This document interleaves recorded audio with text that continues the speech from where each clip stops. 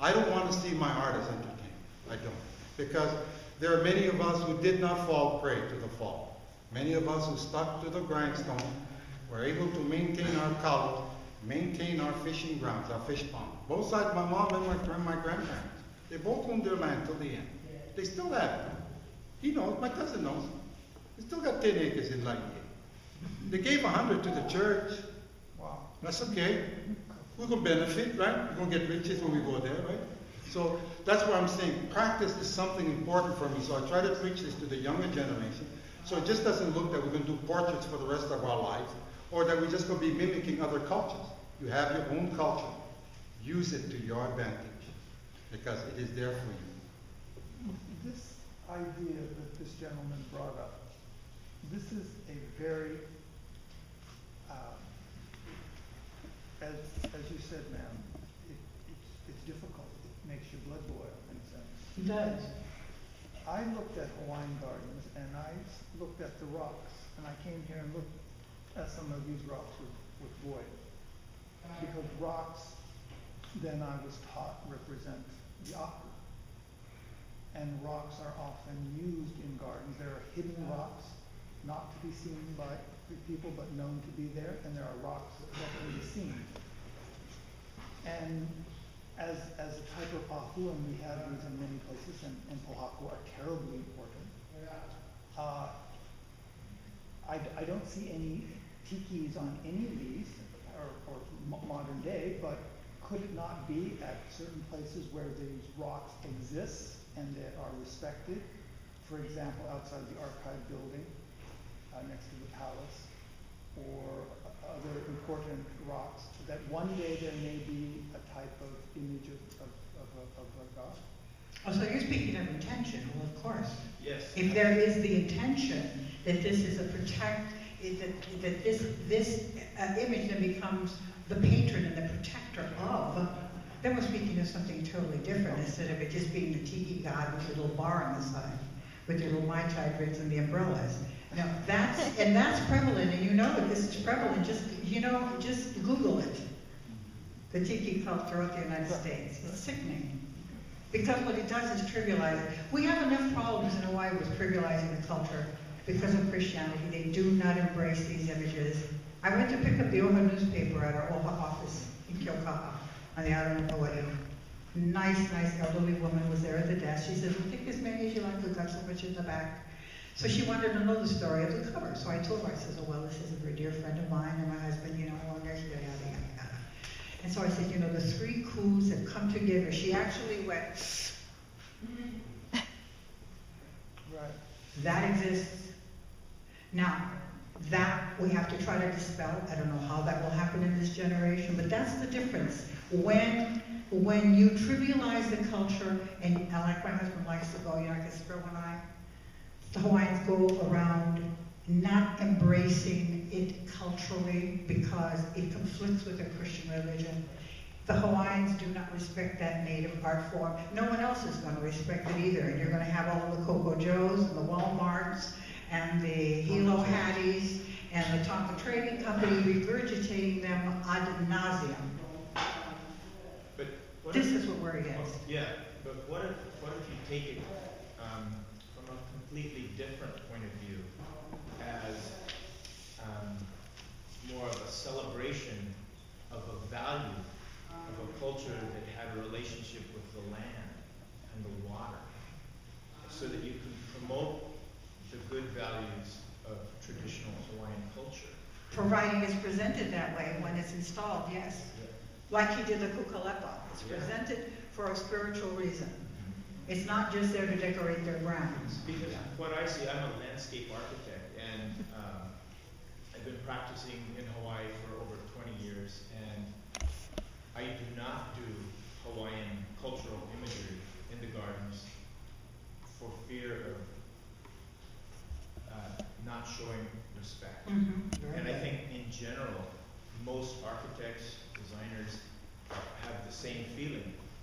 But the downside of that is we're doing all these gardens that are not actually promoting the culture. And I think there's a huge opportunity to do that, and it would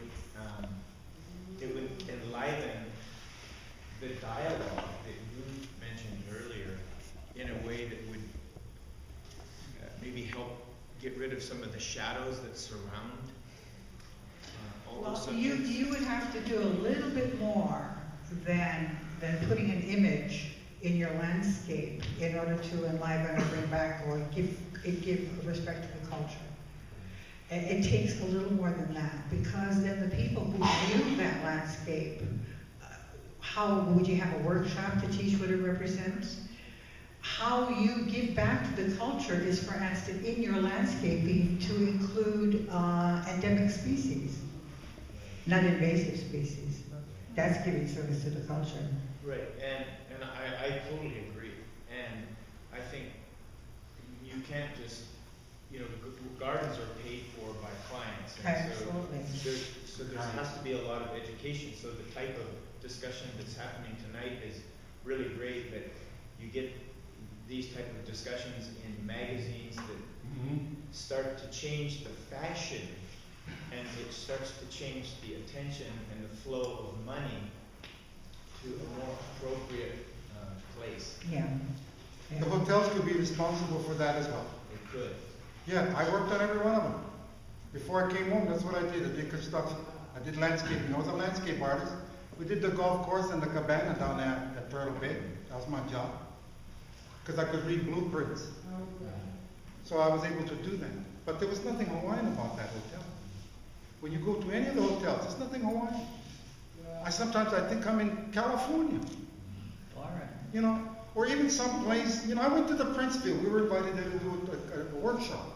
I was shocked the next morning I got up. Oh my God, they raped the mountain of marble. We're in Venice. Scary. Because you see, when you look at Hawaiian culture and you look at the way they lived, they were very subtle. There was no big thing, because you had to make sure you had enough for the next day. That's why you were very, very about the things you used and the things you threw away. Look at that big pile of garbage you guys got down here. Whose fault is that? Not mine. Because if I was Hawaiian in charge, I would have had all you guys strung out. Opala is the worst thing you can have in your system. Ask the guys in London called a black plague when you don't treat your people well. Don't do this to me. I live on Big Island. When you guys had the big earthquake, that's scary. Because, say they cannot come in and replenish your supply. Where you guys going to eat? When you guys do run on the stores, that's scary. Now on a Big Island, if they do a run on the fish in the oceans and the land, that's going to be mean, because that's a huge island. So I'm thinking that in my work, when I look at how we regarded such simple items and how well these things meant to us, that's how my work has been. We're looking at just a fraction of imagery here. There's 189 some odd images, maybe 200 in other collections. But that's all we have. Forget Samoa, they don't have any. Forget Tonga, they only got maybe 8. They burned all of it because of Christianity. That's Tahiti what they got. That's Easter Island, all they got is big stone statues and big rock stuff in the cave. But they don't have the story, because they almost ate themselves apart. See, when you look at islands, Polynesia in general, and to see their art form as a psychological way of looking at things, because that's your sophistication of your society, and then to see how they lived and what resulted, that to me is a good find, biological, political, spiritual. See, and that to me is important, because no one comes in dialogue with Hawaiians and say, we know about the overthrows like this, 25,000 years of knowledge is like that, Ike, huge. How do we just forget that, just in one overthrow? That's why I don't stop. Never, never, ever. I am committed to this culture for life, and I tell the young people. So if you understand that when, I'll draw a picture for you. You had your first settlers that came to these islands. They immediately went into inventory to see what they had throughout the chain, island to island, section and district to district. They inventoried, they documented all of the grasses, all of the ferns, all of the fish, all of the birds, everything that the island, everything that came from Po, that came from the spiritual dimension, without interference of man. It came from here, from this place. Now what the carver does, he glorifies that in that he then creates a patron for each one of those elements in nature. And this is why we call them elementals. They are not gods nor goddesses, they are elementals. Male and female.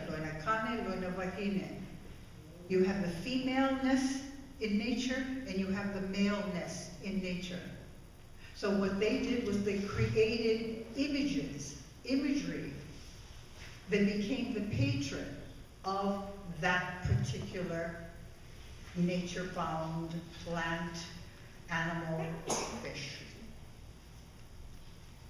You protect it. So when you walk through the forests of Panaeva, when you go up to the island of Hawaii and you go up in Volcano, you are stepping on Hi'iaka.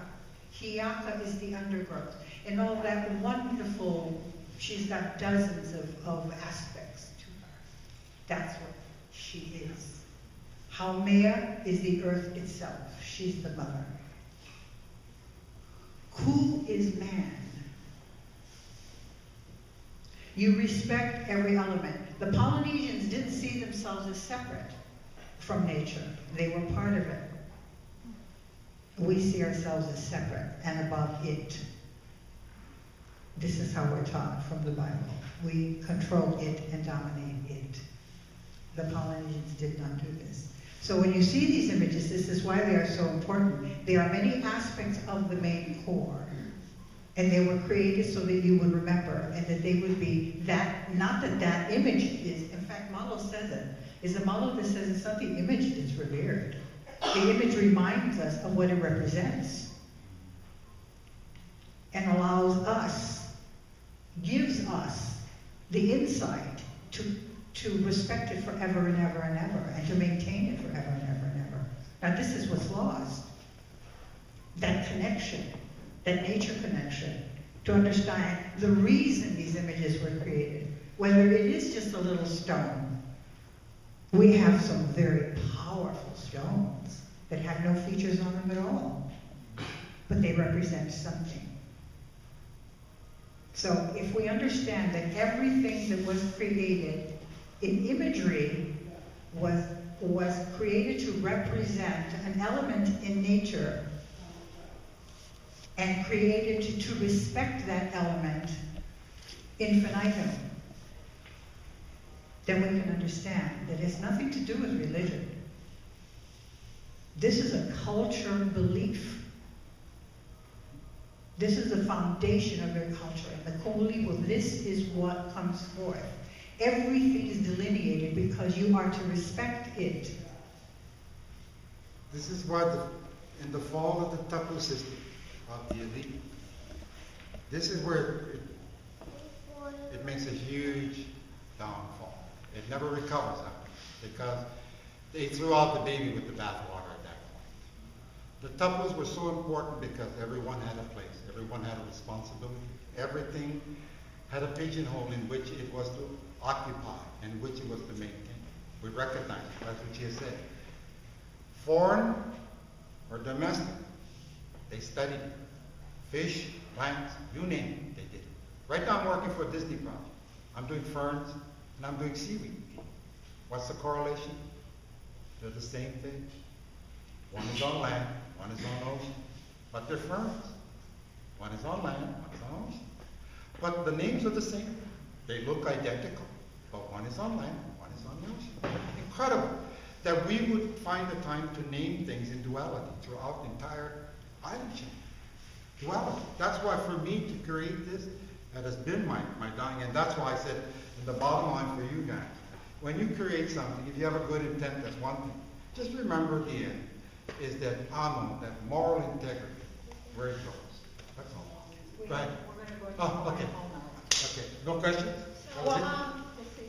So we have until 8 o'clock to be in the gallery. So what I wanted to do at this point is kind of transition from here, go through the long gallery, and then one of Rocky's pieces is in there, and then to go into the pool and maybe to